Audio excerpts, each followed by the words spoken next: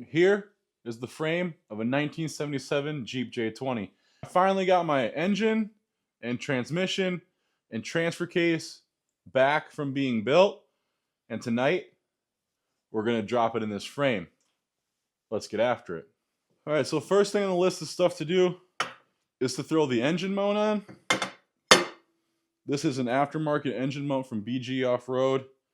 It goes from the original frame horns of the V8, not the V6. If you have the V6 J truck, these won't work for you. If you have the V8, these will work for you. I'll link them down below.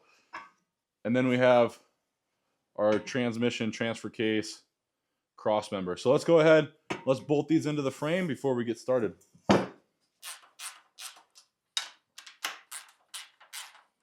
right, so here's the first part of our LS swap conversion mount here. They just look like this.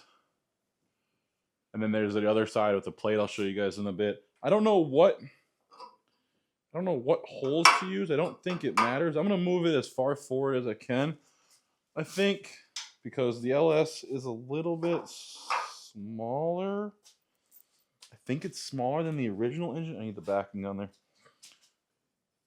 These mounts are a little pricey. I think they're like 220 bucks or 250 bucks all said and done, but great quality mounts. I mean, BJ always has great quality stuff, really. Like, I've never had a problem with them. Fast shipping, great customer service. I'm excited to show you guys this engine.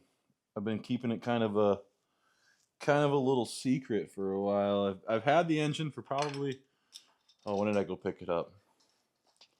December maybe? And I haven't posted anywhere online yet. I'm excited for it. These are on. Now it's time to pull the engine out of the corner of the garage and get the flex plate bolted up. So let's get it out. All right, I just got the LS mounts in. Time to show you guys the engine and transmission. There she is. 6.0 LS, about 450, 500-ish horsepower. MP205 and TH400. Get the flex plate bolted on the back here. Get some Loctite on there, torque them to the right dimensions, the right pounds, and get this thing bolted up. All right, so we gotta throw this flex plate on. PRW Performance flex plate, and it tells you on there what side is the engine side. So go ahead and line up these 3 holes with your 3 holes on your flex plate here. This is probably gross sitting on this floor, but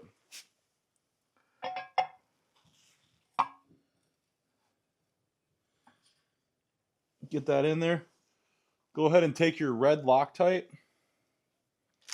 These are the same PRW Performance flex plate bolts. Put a generous amount of red Loctite on there.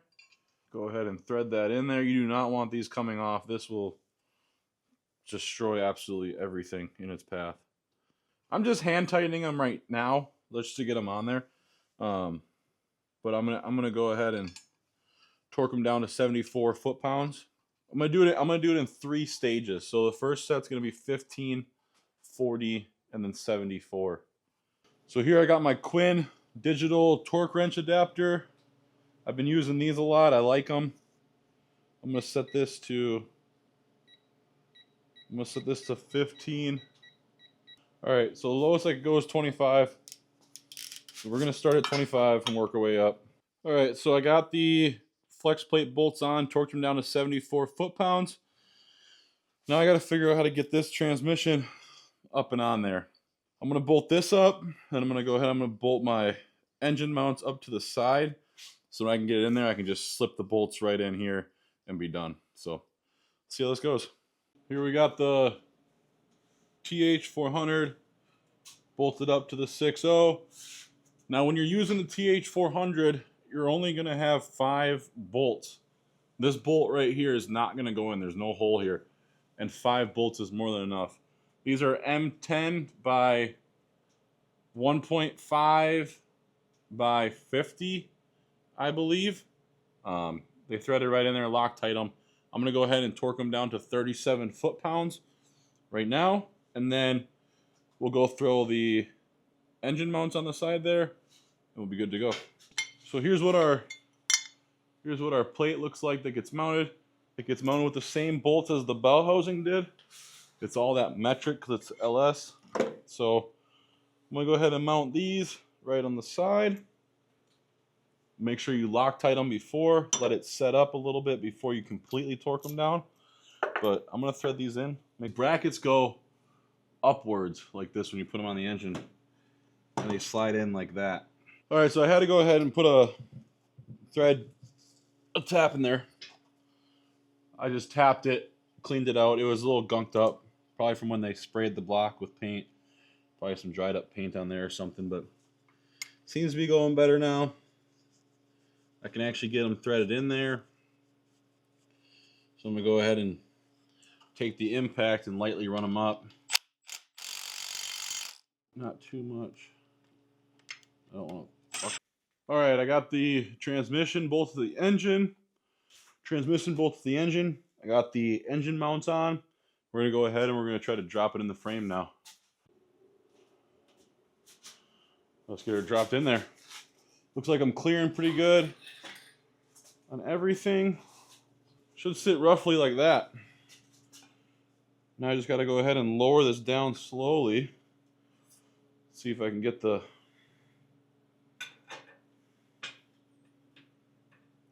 shit to line up. Pull it back a little tiny bit. I'm gonna check my angle.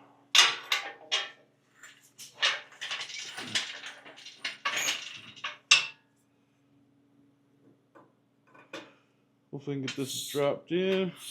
Oh shit! Bet you I can get that side on there right now.